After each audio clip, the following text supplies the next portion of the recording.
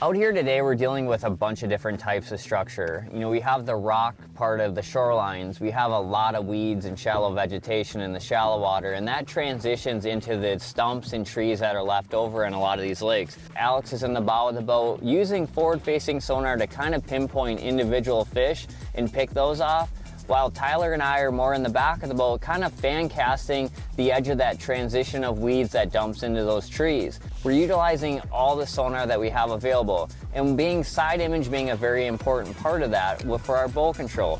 Alex is trying to keep us that half a cast, 3/4 of a cast or so off that weed edge, which is at 50 to say 80 to 100 feet. He's watching side imaging to know how far away from that edge we are, so that me and Tyler can kind of be efficient with our cast, where we're not casting just a little short cast. We're covering some ground with that. That side imaging is also telling Alex kind of where to look. The trees are out here, or there's no trees on this side of the boat. And it's helping him steer the boat side to side, keeping the boat placed where we need to, where all three of us can be efficient and use the technique that we're using.